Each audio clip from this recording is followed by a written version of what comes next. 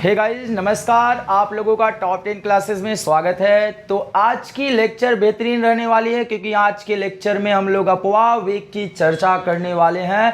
Electron के अपवाह वेग से आप क्या समझते हैं? अपवाह वेग क्या होता है भाई, जिसकी इंग्लिश आप लोग कहते हो ड्रिफ्ट वेलोसिटी होती है। भाई आज हम लोग जानेंगे अपवाह वेग क्या होता है। तो अपवाह वेग किस को स्टार्ट करने से पहले जो गाइस चैनल पर नए आए होंगे वो चैनल को क्या कर लेंगे भाई, सब्सक्राइब कर लेंगे।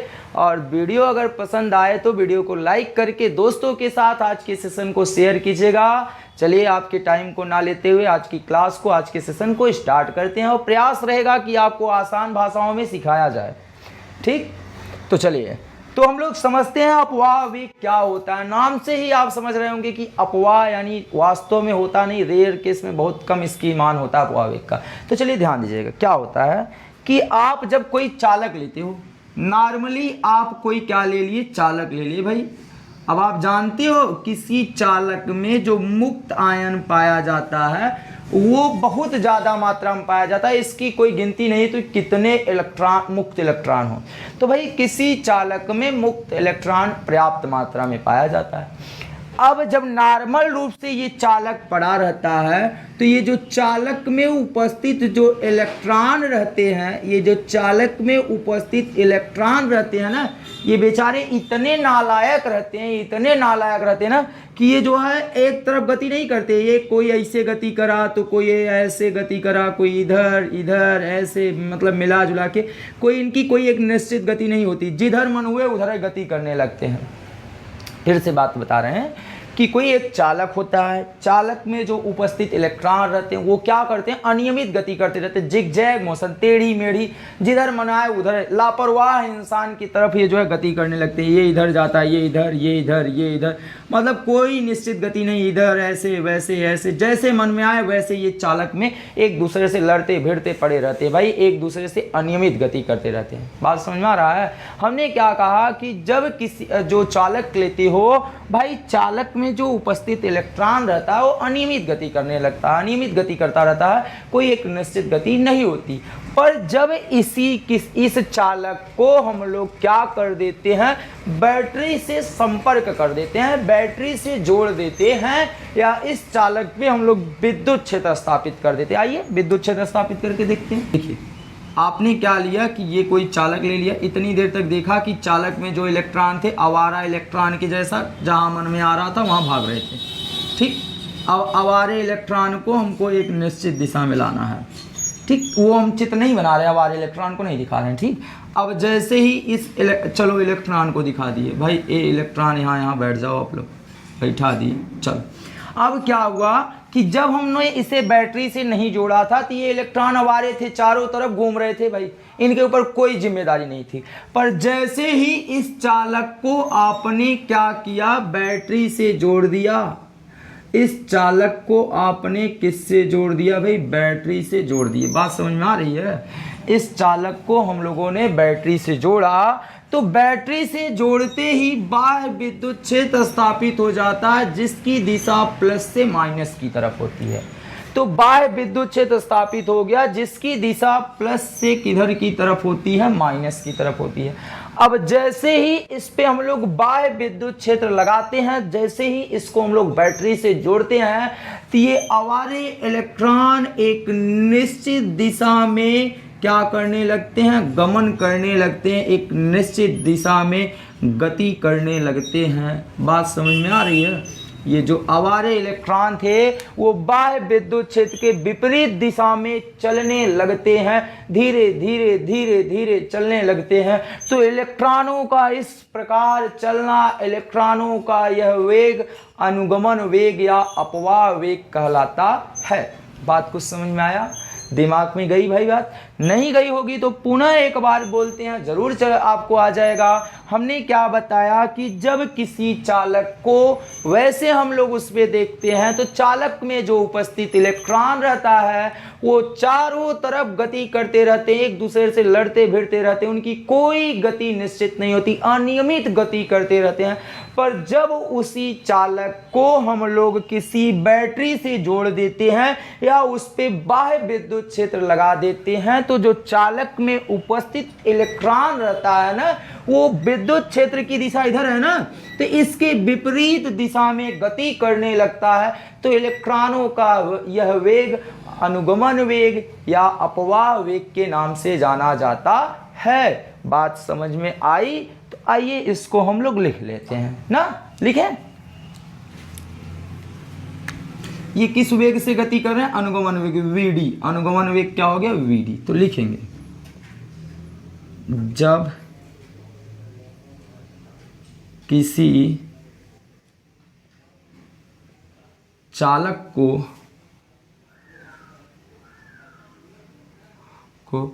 बैटरी से जोड़ा जाता है, बैटरी से जोड़ा जाता है,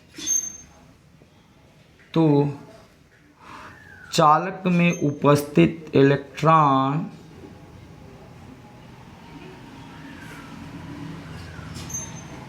चालक में उपस्थित इलेक्ट्रॉन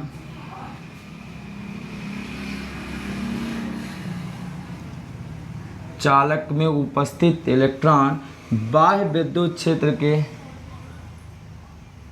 बाह्य विद्युत क्षेत्र के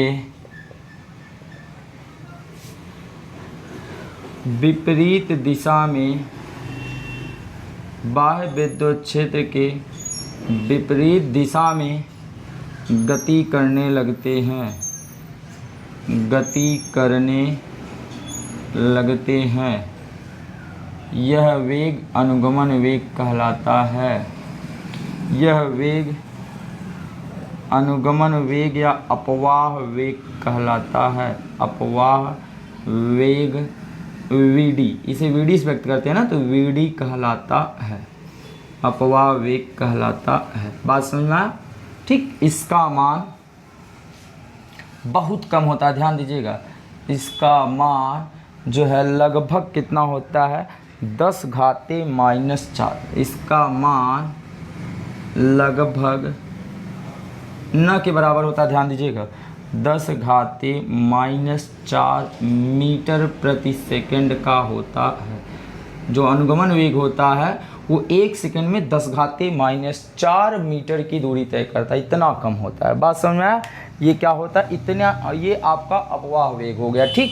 अब आइए अपवाह वेग के लिए हम लोग क्या ज्ञात करते हैं? व्यंजक ज्ञात करते हैं। अपवाह वेग के लिए सूत्र स्थापित करते हैं, एकदम सरल भाषा में, एकदम मक्खन के तरीके से। बात समझ में आ रही ना? तो आइए ध्यान से समझिएगा। अब क्या होता है कि ध्यान दीजिएगा, आपने अभी कहा था ना कि जब हम लोग चालक को बैटरी से नहीं जोड़े रहते हैं, जब हम लोग चालक को बैटरी से नहीं जोड़े रहते हैं, तो उस समय मानते हैं उनका जो वेग था, वो उनका वेग, हर एक इलेक्ट्रॉन का वेग जो है u1, u2, u3 ऐसे डॉट डॉट un रहा होगा। यही बात है ना? तो ध्यान समझिएगा। यहाँ हम 2 चित्र बनाएंगे समझाने के लिए आपको, केवल कि ये एक चालक ले लेते हैं। अब ये इलेक्ट्रॉन इधर u1 वेग से है, हर एक इलेक्ट्रॉन अपने, पता नहीं ये कोई दिशा इधर है, इनकी दिशा इधर है, इनकी दिशा इधर, इनकी दिशा इधर, मतलब कोई निश्चित दिशा नहीं, अनियमित गति कर रहे हैं ना। तो मान लेते हैं कि जब इस चालक को हम लोग बैटरी से नहीं जोड़े थे, तो बैटरी से नहीं जोड़े थे तब औसत वेग क्या था इलेक्ट्रॉनों का? ऐसे देखिएगा। तो औसत वेग का फॉर्मूला पढ़े हो ना, क्या होता है? कुल वेग, किसी का औसत निकालना हो, कुल वेग बटे कुल संख्या से भाग दे देते हैं। तो क्या हो जाएगा? प्रारंभ में इलेक्ट्रॉनों का औसत वेग क्या हो जाएगा? u1 एक इलेक्ट्रॉन का, फिर दूसरे का u2, तीसरे का u3 plus dot dot dot un, और बटे कितना हो जाएगा? बटे कितना हो जाएगा? आप अच्छे तरीके से ध्यान दीजिएगा। कितने औसत वेग? तो ये मान लेते हैं कि ये जो है T1, T2, T3, T4 ऐसे डॉट डॉट कितना हो जाएगा? Tn हो जाएगा। तो गाइस प्रारंभ में इलेक्ट्रॉनों का औसत वेग क्या हो जाएगा? u1 plus u2 plus u3 plus dot dot un बटे कितना हो गया? n हो गया। ठीक। अब क्या होता है, जब t समय बाद हम लोग इसको क्या करते हैं, जब हम लोग सेल से जोड़ देते हैं, सेल से जब इनको हम लोग क्या करते हैं, जोड़ देते हैं तो t समय बाद, तो ध्यान दीजिएगा अब जैसे ही हम लोगों ने इससे सेल पे जोड़ा तो इस पे बैटरी जो है बाह्य बल लगाया, बैटरी इस पे क्या लगाई, बल लगाया, बैटरी के द्वारा बल लगाया गया। तो कौन से रूप में बल लगाया गया, विद्युत क्षेत्र के रूप में बल लगाया गया। ध्यान दीजिएगा फिर से गाइज, हम लोगों ने क्या कहा कि जब इस चालक को बैटरी से जोड़ दिए तो बैटरी के जोड़ने के बाद इसमें विद्युत क्षेत्र उत्पन्न हो गया। तो भाई विद्युत क्षेत्र में रखे आवेश पर लगने वाला बल क्या होगा, वही ज्ञात करना। तो वही लिखते हैं, विद्युत क्षेत्र ई में स्थित इलेक्ट्रॉन पर लगने वाला बल, इलेक्ट्रॉन पर लगने वाला बल, इलेक्ट्रॉन पर लगने वाला बल। तो आप फार्मूला जानते हैं, F बराबर होता है Q इंटू ई, विद्युत क्षेत्र। तो Q के स्थान पे इलेक्ट्रॉन है, F बराबर कितना हो गया, E इंटू ई। समीकरण नंबर क्या आ गया, 1। इतनी बात समझ में आई, इतनी बातें आपको समझ में आई। F बराबर क्या आ गया, E इंटू ई। अब जैसे ही इस पे आप बल लगा, जैसे ही इलेक्ट्रॉन पे बल लगा, वैसे ही इलेक्ट्रॉन पे त्वरण उत्पन्न हो गया। क्या उत्पन्न हो गया, त्वरण उत्पन्न हो गया। तो लिखेंगे क्या उत्पन्न हो गया गाइस, त्वरण उत्पन्न हुआ। तो त्वरण उत्पन्न हुआ तो मान लेते हैं त्वरण क्या है, ए है। ठीक, तो ध्यान दीजिए, तो यहाँ पर लगने वाला बल ध्यान दीजिएगा आप, F बराबर ये क्या लिखे, ठीक, F बराबर Q इंटू ई आया। तो F बराबर कितना आ गया, Q के स्थान पे इलेक्ट्रॉन है, तो इलेक्ट्रॉन पर ऋण आवेश होता है, तो माइनस ई इंटू कितना हो गया, ई। ठीक, इतनी बातें समझ में आई। आप यहाँ दिखा सकते हो कि Q बराबर आपका क्या है, इलेक्ट्रॉन है। अब क्या हो रहा है, F बराबर कितना आ गया, माइनस ई इंटू ई। या तो आप इसे ये भी कर सकते हो कि ये अगर हटाना चाहो तो आप हटा सकते हो, क्या इसको हटा सकते हो। तो F बराबर Q इंटू ई आ गया। F बराबर कितना आ गया, माइनस ई इंटू ई। माइनस कहाँ से आया, ध्यान दीजिएगा, माइनस ई वहाँ क्यों आया, क्योंकि जो ये इलेक्ट्रॉन है, विद्युत क्षेत्र इधर की तरफ लग रहा है, आपका जो बल है इधर की तरफ लग रहा है, पर ये जो विद्युत इलेक्ट्रॉन है वो इधर की तरफ गतिशील है, तो इसीलिए वहाँ पर ऋणात्मक दिशा लगाया गया। यह बराबर क्या हो गया, माइनस ई इंटू ई हो गए। ठीक, तो अब जैसे ही इलेक्ट्रॉन पे बल लगाया गया, जैसे ही इलेक्ट्रॉन पे बल लगा, वैसे उत्पन्न त्वरण उत्पन्न हो गया। तो उत्पन्न त्वरण, तो इलेक्ट्रॉन पर उत्पन्न त्वरण, ध्यान दीजिएगा, इलेक्ट्रॉन पर उत्पन्न त्वरण ए बराबर मान लेते हैं, ए बराबर आपने पढ़ा ना, F बटे यम, ए बराबर F बटे यम। कहाँ से आया, F बराबर यम इंटू ए से। ठीक, तो ए बराबर F बटे यम। F का मान कितना है, माइनस ई इंटू ई बटे कितना है, यम। ये ए का मान आ गया। ठीक, इतनी बात समझ में आई। ए का मान क्या आ गया, ई बटे एम आ गया, जहाँ यम क्या है, इलेक्ट्रॉन का द्रव्यमान है, और ई वैद्युत क्षेत्र है, और ई खुद इलेक्ट्रॉन है। अब बात क्या आती है, यहाँ लिखते हैं, माना ए त्वरण के साथ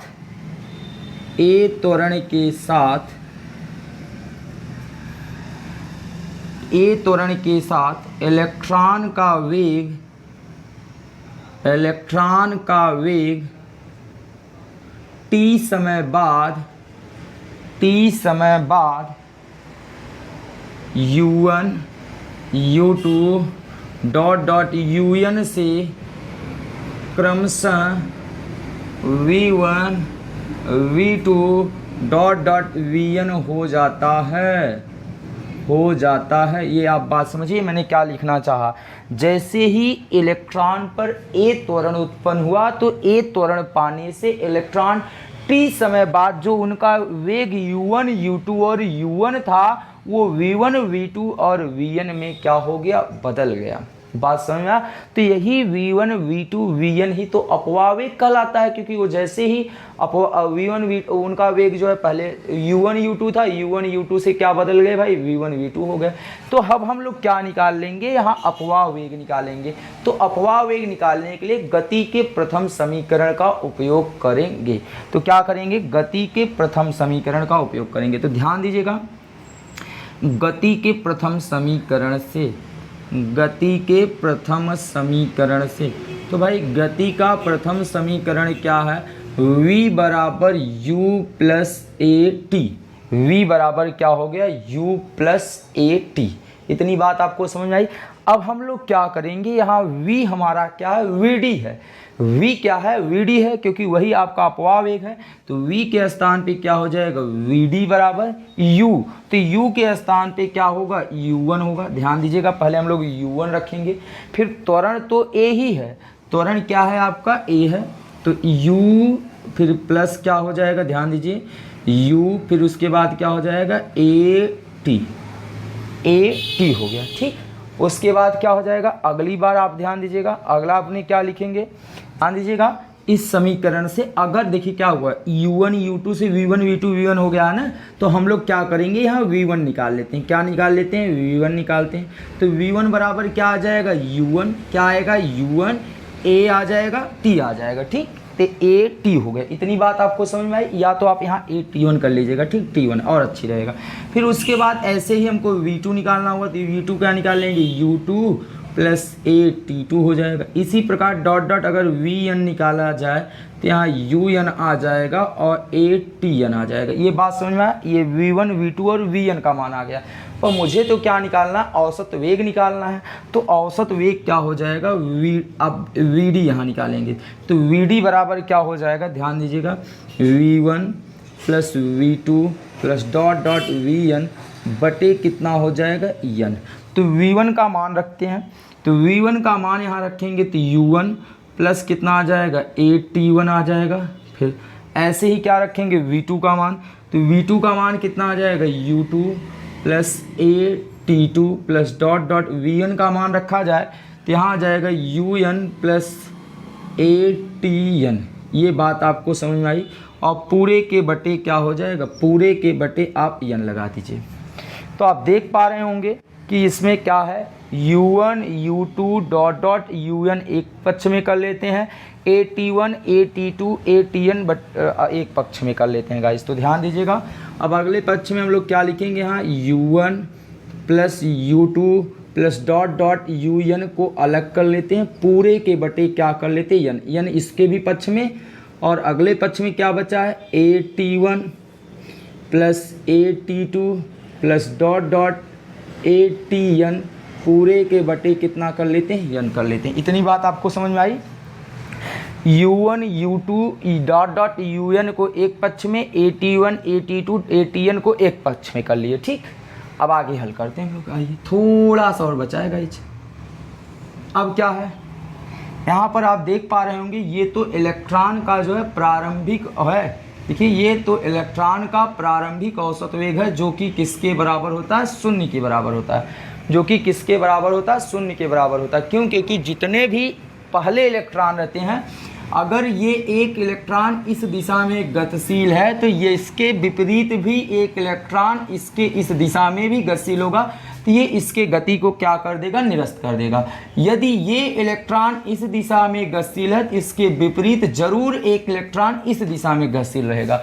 इस कारण वहाँ प्रारंभ में इलेक्ट्रॉन का औसत वेग क्या हो जाता है, शून्य हो जाता है। तो इसने स्थान पे हम लोग क्या रख देंगे, शून्य रख देंगे। तो VD बराबर क्या आ जाएगा, 0 प्लस क्या मिल गया वहाँ, AT1 AT2। तो ध्यान दीजिए, यहाँ से तीनों में A कॉमन हो सकता है, A कॉमन हो जाएगा, क्या बच जाएगा, T1 plus T2 plus dot dot क्या रख देंगे, TN। और पूरे के बटे क्या कर देते हैं, n कर देते हैं, पूरे के बटे क्या कर लेते हैं, n। इतनी बात समझ में आई। अब आपके पास क्या मिल गया, VD बराबर A T1 plus T2 plus dot dot क्या रख लेते हैं, TN पूरे के बटे n। ठीक, ये बात आपको समझ में आई। अब हम क्या करते हैं, इतनी बात आप ध्यान दीजिएगा, T1 T2 plus dot dot क्या कर लिए, TN कर लिए। अब ये क्या होता है कि ये पूरा चीज़ हम लोग क्या मान लेते हैं, टाउ के बराबर। ये पूरा चीज़ क्या मान लेते हैं, टाउ के बराबर, ठीक। ये पूरा चीज़ किसके बराबर मान लेते हैं, टाउ के। तो क्या आ जाएगा, VD बराबर A टाउ बटे A टाउ ना, A टाउ, ठीक। VD बराबर क्या हो गया, A टाउ हो गए। अब यहाँ से हम लोग A का मान रख सकते हैं। A बराबर कितना है, माइनस E बटे M। A बराबर कितना है, माइनस E बटे कितना, M। ये मान उठा के यहाँ रख देते हैं। तो क्या आ जाएगा, VD बराबर A के स्थान पर रखेंगे तो माइनस E टाउ बटे कितना हो गया यम। तो इस प्रकार अनुगमन वेग का व्यंजक प्राप्त होता है, जहाँ टाउ क्या है आपका श्रांतिकाल है, टाउ आपका क्या है श्रांतिकाल है। अब श्रांतिकाल क्या होता है वो आपको बता दिया जाए। श्रांतिकाल क्या होता है? श्रांतिकाल होता है क्रमागत दो इलेक्ट्रॉनों के टक्करों के बीच के समय अंतराल, यानी ये इलेक्ट्रॉन इस इलेक्ट्रॉन से टकराने में जो समय लेते हैं, जो बीच का समय होता है वही क्या कहलाता है? श्रांतिकाल कहलाता है। फिर से क्रम से दो इलेक्ट्रॉन, पहले और दूसरे इलेक्ट्रॉन एक दूसरे से टकराने के बीच में जो समय आता है, बीच में जो समय लग जाता है वही समय क्या कहलाता है? श्रांतिकाल कहलाता है। इस प्रकार आप अनुगमन वेग का व्यंजक ज्ञात कर सकते हो गाइस। तो आपने क्या किया, सबसे पहले यहाँ तक तो आपने इसको डेफिनेशन समझा। अब प्रारंभ में जब हम लोगों ने इसे बैटरी से नहीं जोड़ा था तो ये टेढ़ी मेढ़ी जहाँ मन में आता था वहाँ ये लोग गति करते थे, इस कारण इनका औसत वेग क्या होता था? शून्य होता था। भाई इलेक्ट्रॉन का औसत वेग क्या होता था? शून्य होता था। अब जैसे ही हम लोग इस पर बाह्य विद्युत क्षेत्र आरोपित किए तो विद्युत क्षेत्र आरोपित करने से इलेक्ट्रॉन पे बल लगेगा, तो इलेक्ट्रॉन पे लगने वाला बल F बराबर -E × E हो गए।